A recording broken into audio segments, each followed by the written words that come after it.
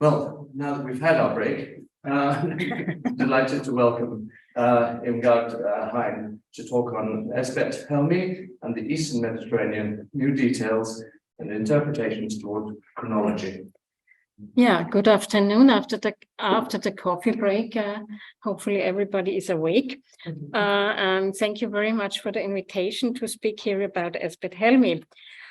This site of Tel El Daba, ancient Awaris, as well as the neighboring village of Ezbet Helmi, is a very well-known location, as we have heard already today by Manfred Bieter, Catherine Eriksson, and also by Karin Kupetsky. And this location is very important for a study of the chronology research in the Eastern Mediterranean.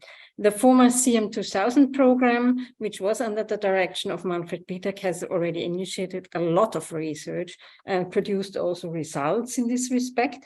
And however, I would like only to comment on a few details from Ezbet Helmi, considering the so-called small palace platform F and the surrounding structures, which we can already see here in a 3D reconstruction from which is partly based on our completed project of the Austrian Anniversary Fund of the Austrian National Bank.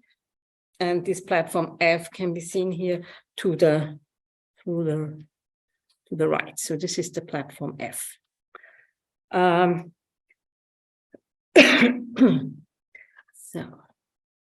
Let me begin with a very brief mentioning of the importance of the Eastern Nile Delta and Egypt's geopolitical position at the beginning of the Late Bronze Age, which is probably bringing us to Athens in this chronology forum. But however, at the beginning of the Late Bronze Age and the beginning of the New Kingdom, Egypt is integrated into this general trade system of the Eastern Levant and has a lot of contacts in several directions in the Eastern Mediterranean, or vice versa, also the entry of goods from various other cultural spheres.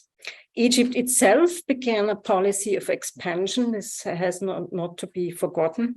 Egypt itself began a policy of expansion into the Near East in the New Kingdom, but also to the south into Nubia, and where the major expansion reaches even the area of the Fourth Cataract and beyond. And the installation of an own administration in Nubia was more or less, was very important. So Nubia was organized, and this is a difference to the Asiatic behavior of the Egyptians, where they had representatives and some installations, but not a real colonization system. Egypt, however, was also able to travel along distances abroad, also by sea. And we know that also from the finds of the ship docks, for instance, at the Wadi Gasus at the Red Sea coast. Already from the Middle Kingdom, we know about this. So as part of my work on CM 2000, I have dealt a lot with Cypriot connections, and also on a manual of Cypriot bichrome wheelmedware over several years. And to the left, we see how near a distribution map of Cypriot bichrome wheelmedware in the ancient, in the Eastern Mediterranean. And so this seemingly irregular distribution pattern in the Eastern Levant, which we recognize, we have concentrations, of course, in Cyprus, and then here in the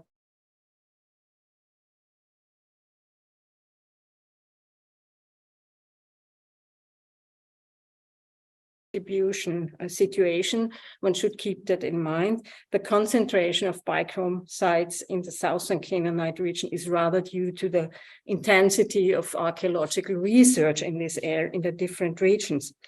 Nevertheless, we gain an overview on the distribution patterns of the wares. So we see the wideness of the distribution from here, from the southern Sarinian coast along the whole Levantine coast. And in Egypt, actually, bichrome wheelmedware is not so heavily represented at many sites, or maybe it has not been recognized on other sites, except for the area of the Eastern Nile Delta, which we have here. Of course, this is the area of Tel El Daba, Awaris, Ezbet Helmi in particular. So in this context, the bichrome ware should be mentioned as a representative of the late Cypriot 1A pottery, which presumably, due to its beautiful appearance, spread relatively quickly out in the Eastern Mediterranean region. And it was also imitated rather fast in various places, both in the Northern Canaanite region and even in Egypt. So, continuing these observations on the bichrome, we note that we find different fabrics also which are clearly distinguishable. And on the left, we see here on top a clearly Cypriot crater with a wishbone handle. And to the right, we have a so-called Egyptian production with two vertical handles. And we could prove that already in investigations of thin sections. We have here the fresh breaks, and we see here the differences of the wares, and the investigation of the petrography also brought to light that this must be somehow northeastern delta Egyptian production of bichrome ware. And what is interesting is that we have here also the distribution of different ware families, which are macroscopically distinguished from observations in the Ezbet Helmi material. We have here also various images of different fabric groups. And interesting is that both fabric groups exist side by side in the same strata in Ezbet Helmi. So mainly from the use of the palaces of the big platform G and also from the smaller platform F. So they exist side by side, which means that the imitations have been produced rather fast. Yeah? So it's not a long time process or long duration process. So material came in and immediately it was somehow imitated. Yeah? Already in 2008, we were able to detect this independent northeastern delta Egyptian production, and that was already published in a paper in 2008 by Cornelius Check, myself, and Daflos. So most of the vessels from the Egyptian fabric also attempted to imitate the imported forms and decoration, albeit they have their own imprints. But bichrome ware is not the main topic here, and we are more interested also in other details. So the occurrence of the bichrome ware just is known also from several excavation areas, and which I have marked here. And in any case, bichrome ware occurs earlier than stratum C. So stratum C, which we see here, is the clearly subnoside area, so marked in C3 and C2. That's what also Manfred has already pointed on today. And below we have the stratum D1 and D11 and D12. And one of the questions is just how long this red arrow should a bit stretch down or not.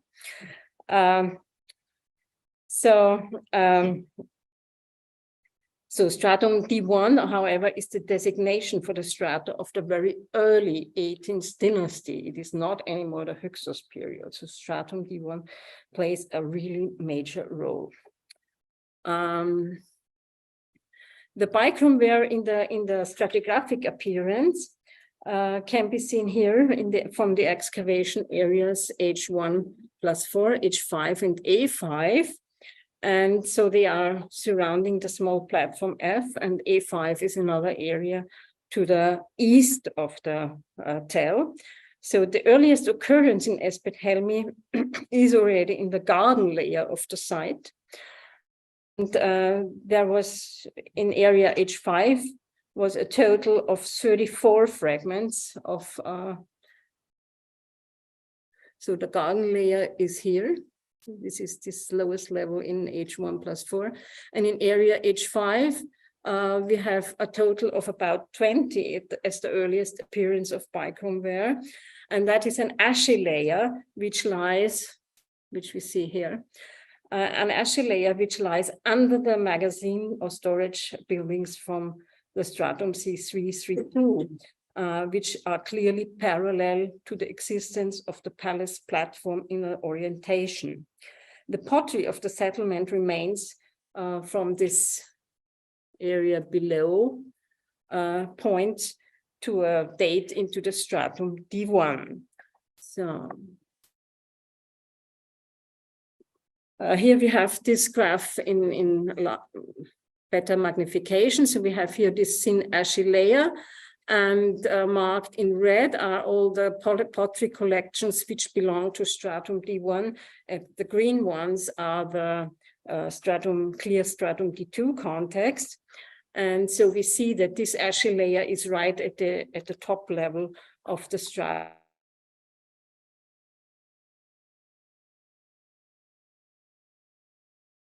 Very, very tiny f, which is written rather invisible here in this view, but this f means fresco. So we have bichromware together with a fresco, and these frescoes belong clearly to this Minoan type of frescoes, as they are supposed to come from the platform F decoration. So we have here this appearance of a fresco together with bichrome Wilmedware, and however, the bichrome Wilmedware here in area H5 are also fragmented types, whereas in area H2 from the big platform G, we have also more complete vessels. So just to make it clear what is meant by these excavation areas, we have here the palace compound from Ezbet Helmi, as it was already shown by Manfred today, from the Hyksos period. We have here this remains of a Hyksos platform, and then we have here an outer enclosure wall, a very large, big enclosure wall. And besides this big enclosure wall, we do see here some pits in relatively well organized systems. So this is the so-called garden from area H1 plus H4. Then we have to the right here the Satmoside palace precinct from stratum 3-3 until 3-2. So this is very clearly defined, where we have this large platform G, which is studied by Manfred and other people. So, but I was concentrating on this area here, and there is a little workshop compound besides this platform F, which dates very clearly to this stratum C3 until 3-2. So this is the area where also the scarabs have been found with all these royal names from the earlier, for the first half of the 18th dynasty.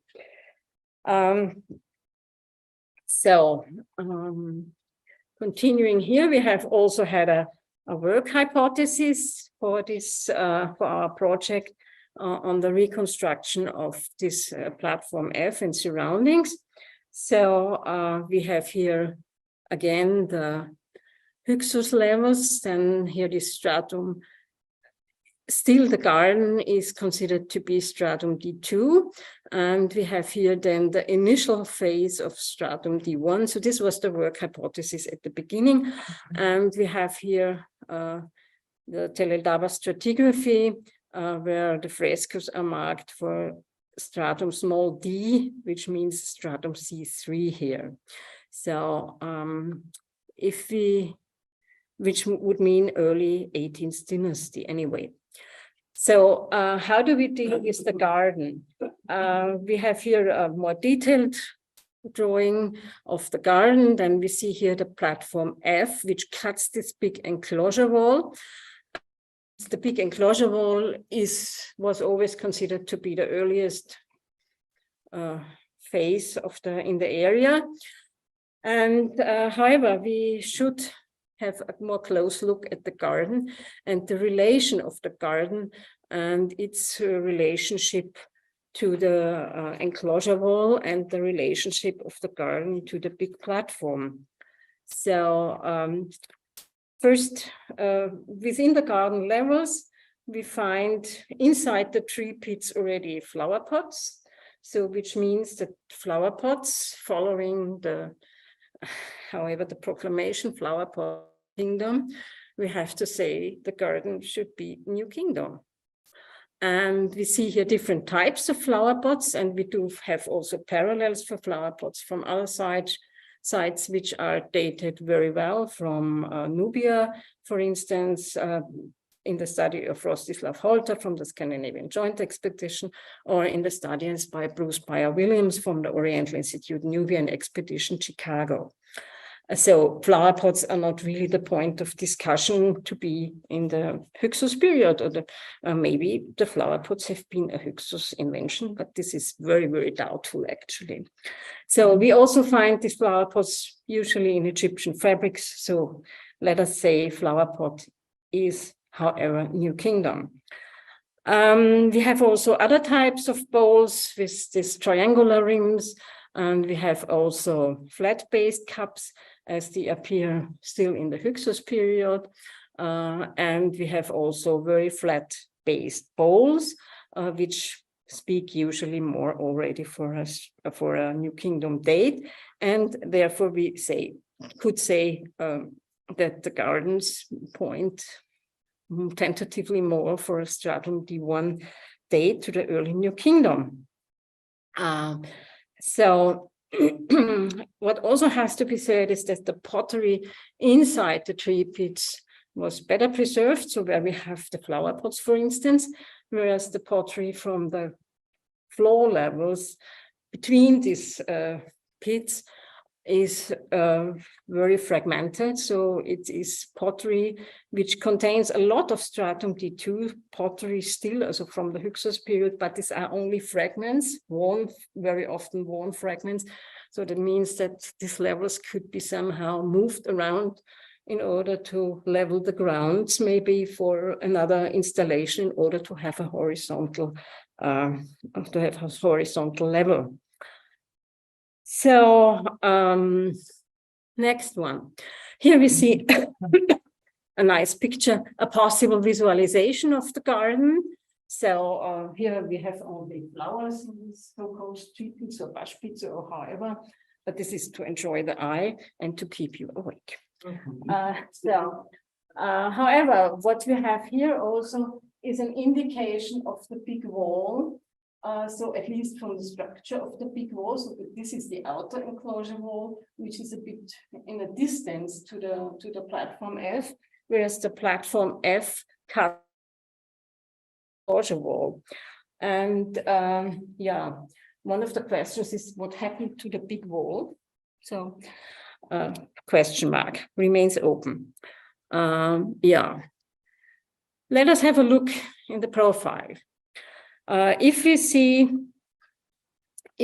study the profiles where the big enclosure wall can be seen here with number 48, we do see that the garden levels marked in green here are running against this enclosure wall. So that means a contemporary existence, at least, of the enclosure wall. And we do see also that the enclosure wall is rather highly preserved.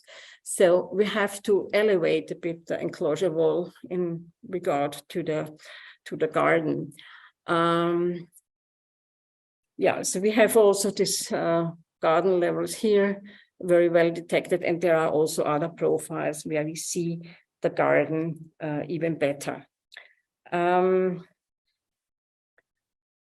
In a study of the profiles and the location and filling all the profile drawings and the planner into a Harris matrix, work which was done very meticulously by Sandra Müller within the project. We see here now somehow stratified drawing of one of the profiles of the garden level in regard to the access ramp of the big platform F. And here we see that the foundation trench of the enlargement, so we have here the big ramp, access ramp of the platform F. We have here an enlargement of this platform F, and we see here a foundation trench, and the yellow one here is the garden, the lower garden level. And we see that this foundation trench cuts already this garden level. So how to deal with that? We could have, so if the first phase of this big ramp goes here, it would also mean probably that the garden level should be should have continued, which is then cut off by the enlargement of this big access ramp. So the foundation trench of the enlargement of the ramp cuts from above into the garden level. So we have a sequence here, which we cannot deny. We see also another profile from another square. And here we have also the foundation trench of the enlargement of the ramp, which we see here in two phases. Here's the first one, then it's another pit here, but this belongs clearly to this enlargement. And we have here the garden level. So also here we can say this is somehow a very similar situation. And the enlargement of the ramp is later than the garden. So garden and flower pots are very early New Kingdom. Enlargement of the ramp is later than the garden. Don't ask me how many years later. Yeah, this could happen within maybe 1 or 2 years. Yeah, and in the garden level, we have already bichrome pyramid ware. Very, very few shirts, but we have it, and still together with white painted 5. Looking at the next level in the profile we have already seen from square G and K26, we see here again the big enclosure wall. We have here the garden levels, and then follows an ashy layer, however, with fire pits also.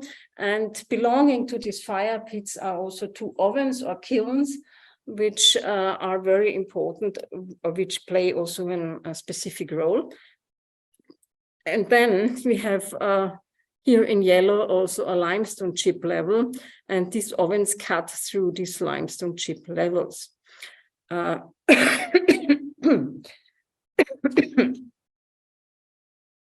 So the next one shows now the 3 stages of these ovens. And why are they, So why are these ovens important? So within the stratigraphy, they play a really major role. The kilns were uncovered in 3 stages. So we have an early level. So this was the top level. Then we had a second level below and the third level. And we have a lot of shared concentrations around these ovens here. So we see here still the big enclosure wall existing in parallel to the ovens.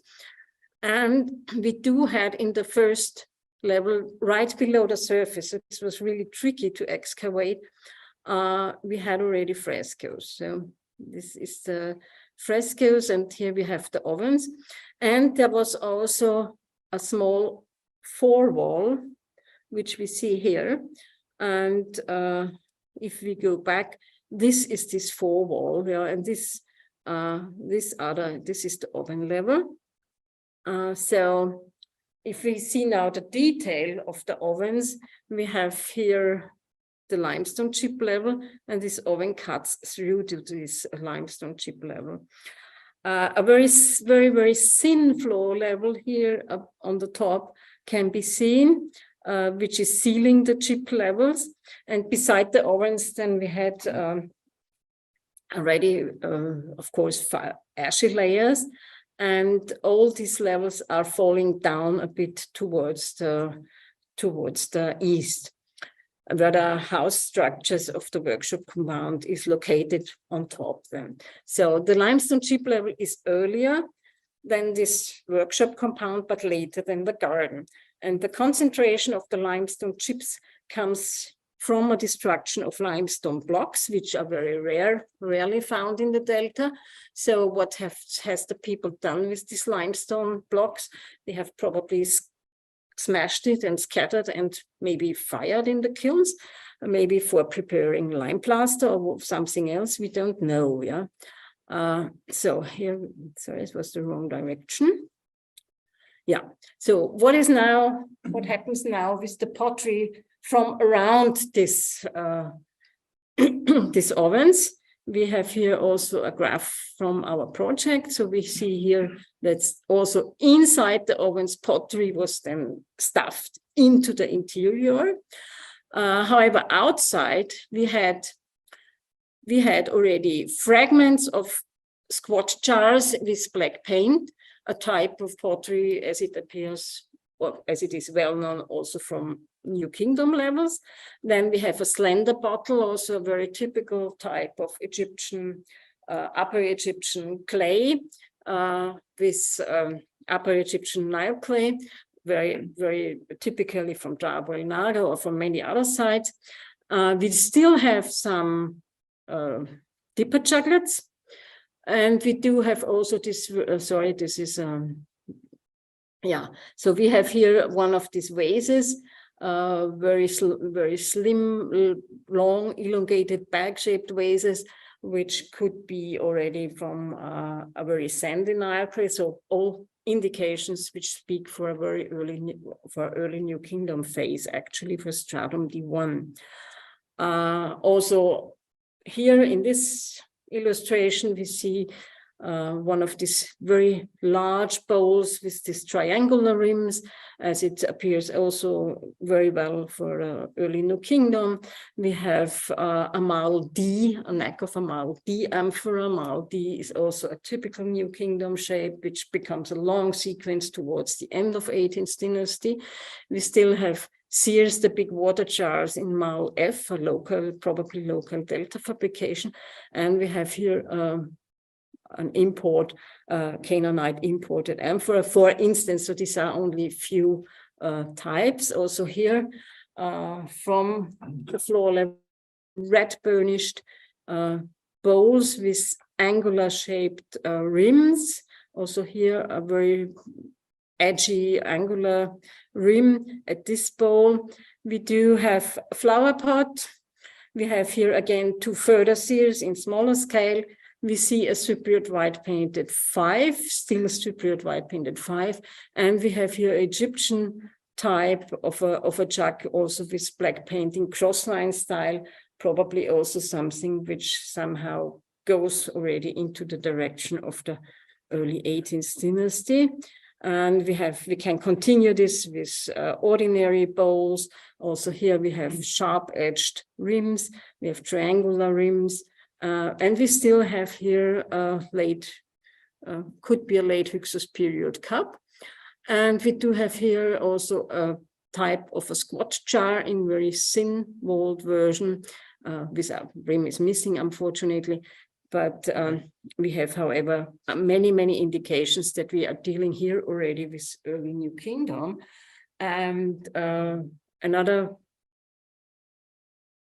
object from these ovens, inside oven 1 was finally then a red sleeve wheel-made-ware jug, a Cypriot wheel-made-ware, which is also known from late Cypriot period. So, however, we do see here also some later types of Canaanite amphora, as they could maybe have been stuffed into one of the ovens from a later time. Yeah, continuing now in the sequence of this profile from G and K26 East, we see we come finally to the fresco levels. So we have already New Kingdom levels, and then we point with these red dots on the frescoes, which appear here, for instance, in the top levels, and then all the layers are somehow sloping down towards the east. So this is the forewall of the ovens. Here we had the ovens, we have the limestone chip level, and on top then we have the frescoes. And the fresco fragments in their find positions are above this oven level. So that continues to the east, this profile, and we do see the same here. So here the layers are sloping down.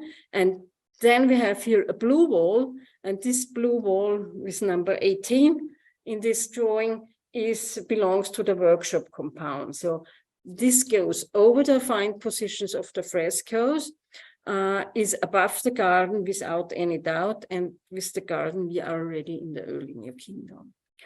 We have already seen also this drawing already by Manfred. This shows fine positions of scarabs from this workshop compound which was then installed here. So we have here the big enclosure wall, the position of the big enclosure wall. And this is then the earliest house, which is reconstructed here. And inside these two workshop areas, we do had the first scarabs. This continues also in a second level, where we have even a stronger concentration. And we see that this workshop compound attaches them to the ramp, to the platform, which is reconstructed here with a visible height of about more than 7 meters, which is from parallels or comparison with other palace platforms, for instance, from Deir el-Balaz. And still the question is, what are we doing with the big wall here? So how high was it still existing or not? We do not know. We had really this big enclosure wall right under the surface at the excavation. Yeah.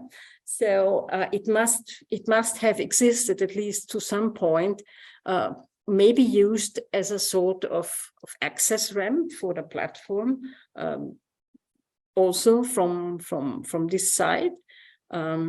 So yeah, we really don't know what happened to this big wall.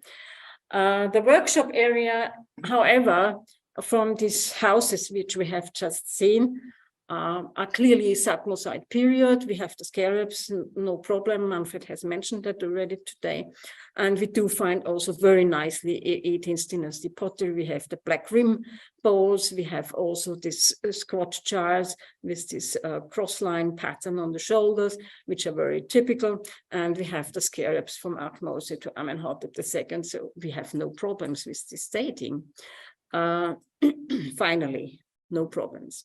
So the big enclosure wall in different views, maybe it was taken down like this, or it was still upright standing, which makes actually no sense, yeah, because from the plan of the platform F, we do know that it cuts into the big enclosure wall. So this angle actually is really a bit problematic to interpret. However, coming to a conclusion, we have to point on the fact that the date of the garden is earlier than the platform, probably. Don't ask me how many months or years. The garden has apparently to be pushed into the early New Kingdom already. And the levels following the garden become visible in the oven structures, and the pottery. And we do know that bichrome ware in area H5, which is located to the other side of the big platform, where we had it already together with tiny fresco fragments. So with somehow decay from the platform, probably. So bichrome ware and the frescoes appear together. And in the other platform, G, we have it contemporary with the frescoes. So if we try to make a sequence, we have platform F cutting the garden, we have limestone chip ovens, surrounding ovens and frescoes, we have the workshop compound, and we are very, very happy to be here in the New Kingdom. So, and that's some details from Ezbet Helmi. Thank you.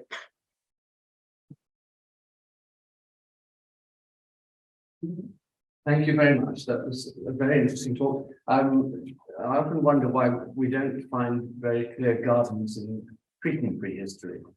Yeah, this is an interesting question. Not, yeah. Because obviously gardens must have existed, particularly at some of the major sites. The limestone chip level Yeah. I remember at Moroni we had levels of ashlar.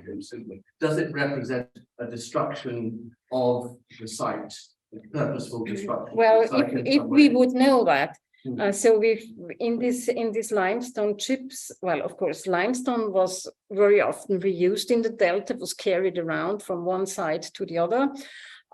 We had, for instance, from the earlier palace, from the Hyksos palace around near the platform G, so this is the other level. We had also a sort of, where's this here? There was also a water line, which was covered with limestone blocks from the Old Kingdom, probably coming from Bubastis, Sagazik. So in the delta, of course, you have no limestone. Limestone is very precious. Limestone is carried around, is reused, and then when it's maybe broken, it is smashed into pieces for any whatever further use. Yeah. So we might assume that these limestone chips come from blocks which were collected together from earlier temple buildings or palace buildings. We had in the wide area of Teledaba, of course, these palaces from the maybe 14th dynasty. We have also this Middle Bronze Age houses which used some limestone blocks. So this was reused. And maybe it was reused as a sort of preparation for some structures on the platforms. So maybe it's at some point it is a sort of deconstruction, smashing in pieces, but for reuse for maybe the platform. Yeah. The kilns in the level above are these pottery kilns or lime kilns or? Well, we found the kilns. We found the kilns, and they were stuffed. There was pottery, later pottery in the interior. So don't ask. But you would have wasters and things like that. No. We don't have pottery wasters. Okay. No, not at all. No. Okay. Well, very interesting. Now, are there any questions from the audience here? Thank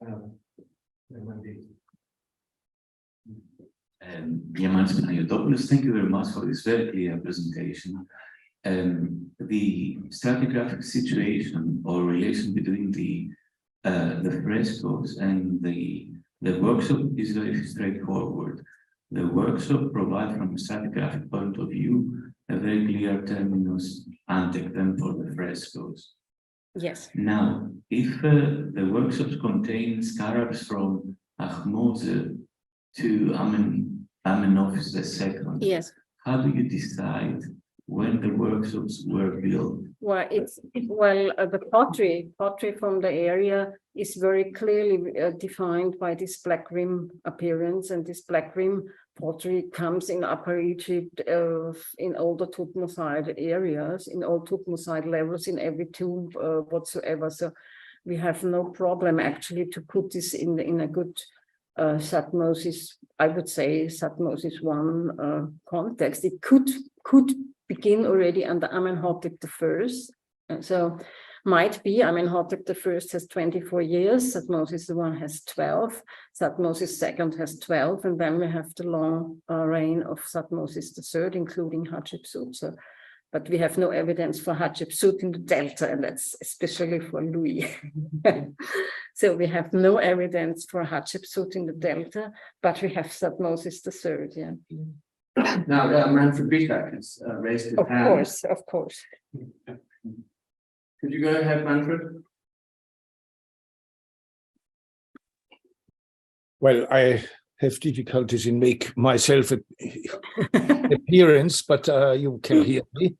Yes. We had a conference on scarabs in Vienna 2004, and Stephen Quirk from London made a very good suggestion how to explain this big amount of scarabs, among them many royal scarabs, within the workshop. And he thinks this is waste material.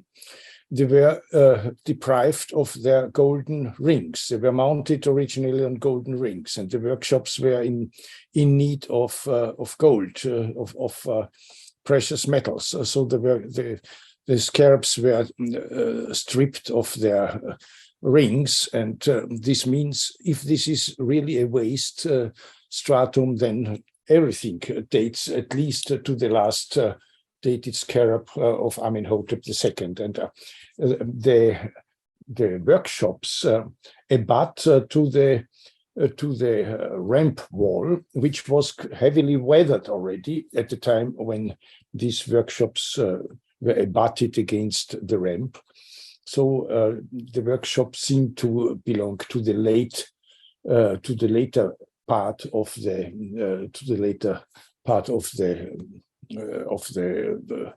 palatial precinct, to the later phase of the palatial precinct, which is either Thutmose III late or already surely Amenhotep II. But if scarabs of Amenhotep II were already disposed, this means this didn't happen during the reign of this king, but probably afterwards. So perhaps we are here in the early period of Thutmose IV, but it is interesting that afterwards follows a kind of fallow period. The site was abandoned and not used, and this is a puzzle which is difficult to explain, but also as a site has to be identified with Peronefa, the major port, Egyptian pharaonic port in the Delta. It is interesting that the mentioning of Peronefa stops with Amenhotep II and only reappears at the end of the 18th dynasty, in the late Amana period and in the time of Horemheb. And this coincides practically also with the dating of the different phases at this site. Thank you. Yeah, thank you, Manfred, for the comment. Yeah, of course, the scarabs are from a workshop which was reusing the scarabs, and we do have parallels for reuse of scarabs also from other sites, for instance, from Chronos. It's no problem. Okay. Thank you very much. Thank you. I now call upon Stuart Manning for his online presentation. Hello, Stuart. Deconvolution in Aegean chronology, radiocarbon dated context, target events, and history.